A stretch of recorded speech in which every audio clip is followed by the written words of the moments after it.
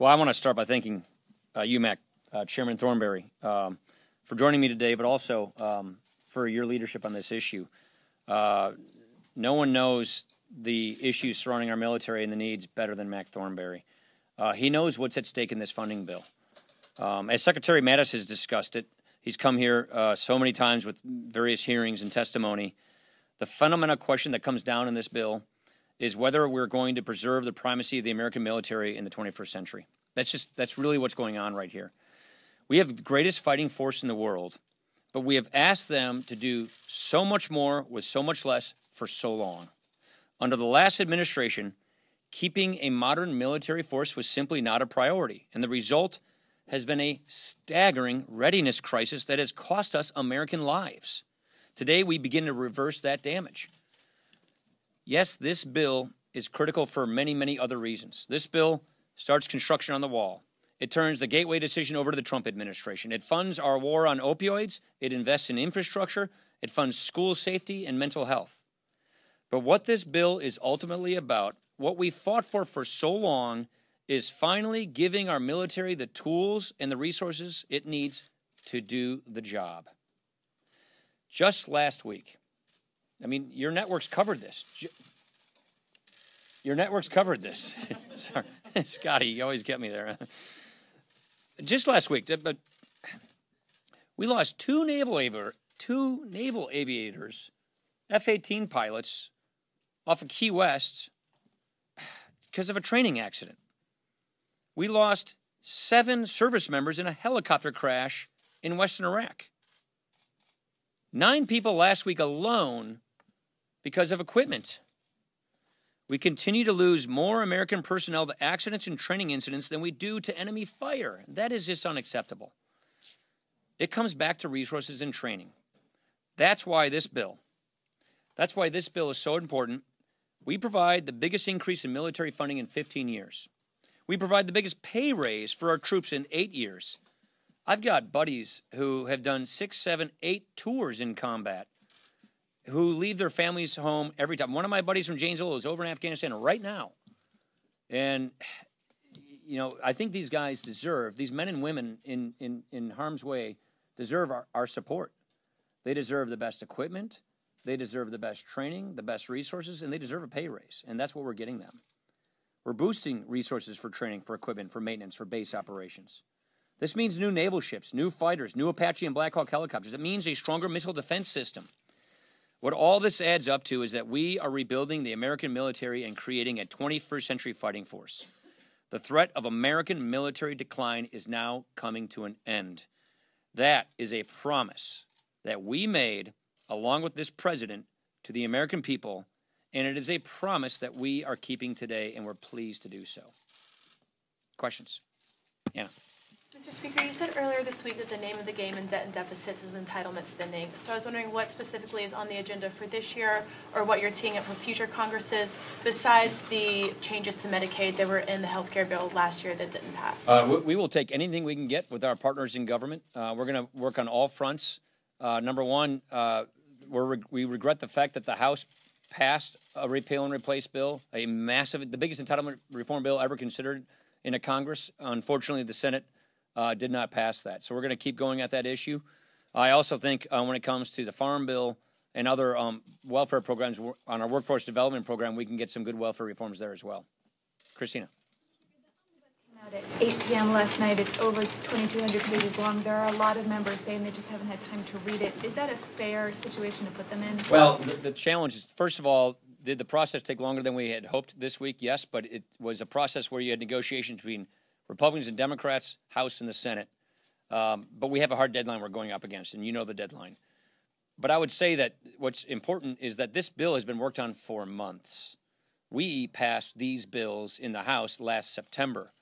The Appropriations Committee, through their committee-led bottom-up process, has been working on this bill, drafting this bill, negotiating this bill for days, weeks, and even months.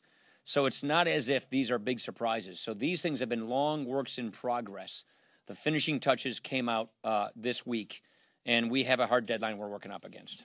Let me just go over here, and then I'll come back over there. Casey. Mr. Speaker, the president's lawyer, John Dowd, has just resigned. Does that concern you? Didn't know anything about it. I have no thought on it. Manu.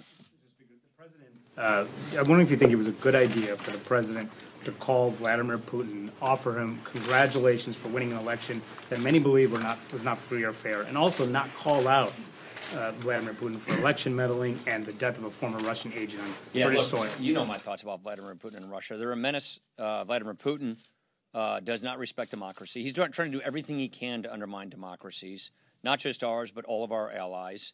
I would not have kind words to say if I were speaking to him. I think what you're seeing here in Congress with our sanctions and the rest is we're calling Russia to the carpet. I don't know the content of that conversation, but my thoughts about Putin and Russia are pretty darn clear. Rachel. The Senate is talking about adding CSR payments onto the omnibus right now. If they do that, are you prepared to bring this to the House and have a vote on this That issue? didn't get included in here for various reasons. Chief among them was that they wouldn't agree to hide protections. So if we didn't have the support for putting it in here now, I have a hard time seeing how we would have support for putting it in again. Hide protections are something we cannot, that are non-negotiable for us. About doing a tax reform 2.0 bill, but the Senate is not even going to do a budget, so reconciliation is out of the question. Is this just a political ploy? On this. No. That's, we think there's more we can do, and so this is not just a technical correction discussion, which we have to have that.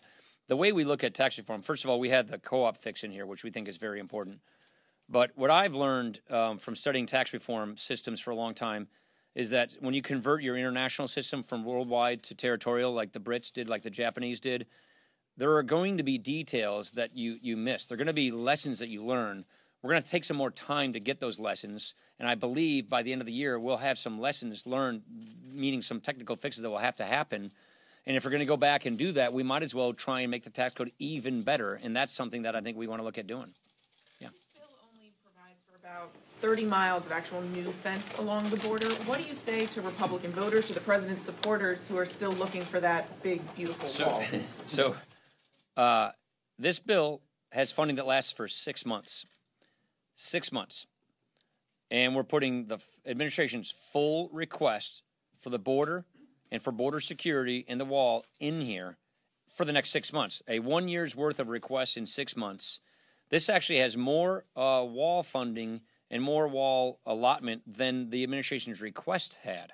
So we even do more in this bill than what the president's budget asked us to do. So we're going to be getting a down payment and starting on the border security.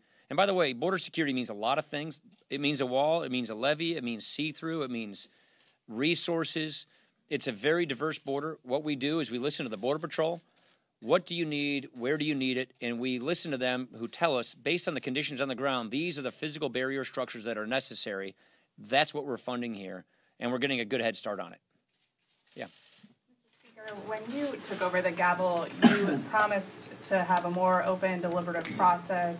You guys have a 3-day rule, which you just broke on this bill. You talked about open amendments. You made a number of promises. Do you feel like you delivered on those, and particularly in relation to this bill you're voting on today? Yeah, well, I think obviously by and large we've done a phenomenal job of that. I think what happens is when you run against these tough deadlines, as you know, the House passed all of its appropriation bills well ahead of schedule. As you also know, the Appropriations Committee has been having hearings and markups all along. So this isn't as if it was a 1-week process. This has been a months-long process. And the negotiations took longer. Why? Because we had to negotiate with Democrats and with the Senate. So those took a little longer than we had anticipated, but we have a deadline we have to move up against, and we don't want to see a shutdown in the meantime. So because we have a deadline, we want to get up. We want to get, and our members also have a deadline. But also we have a member who passed away whose funeral is tomorrow, and we want to be sensitive to that as well. You were invited up to the White House yesterday to talk with the president. I'm invited to the White House all the time. Can you just tell us a little bit about what you've learned in your in how to convey what you're trying to convey to the president? And are you confident that he is behind you on this bill and on the rest of the region? Yeah. The president supports this bill. There's no two ways about it. When we do big legislation, it's very common for me to go brief the president on the contents of big legislation. We do that all the time. In a bill like this, where you have lots of misinformation or confusion, surrounding a bill like this, it's important. Take Gateway, for example. The House passed bill had very specific language in Gateway that basically steered the money to one predictable project. We stripped that language from this bill so that there's more discretion for the administration, and other cities like Chicago or Philadelphia could get those transportation dollars. So it was important for me to explain these things, and on big bills, that's typically what I do with the president, to walk him through, you know, the contours and the complexities of the legislation we pass. And yes, he supports the bill, no two ways about it. Last question. Thank you, Mr. Speaker. Juliana Goldman with CBS. Okay. To follow up on Manu and Mary's question, when you met with the president yesterday, did you address this call with Vladimir Putin or raise? No, we just talked about appropriations legislation. And then how did you respond to the $1.6 billion figure for the wall, which is? I think you liked it. I think you liked it because the administration asked us for $1.6 billion for the border, for the wall, and we got it. So he was happy with that. Thank you.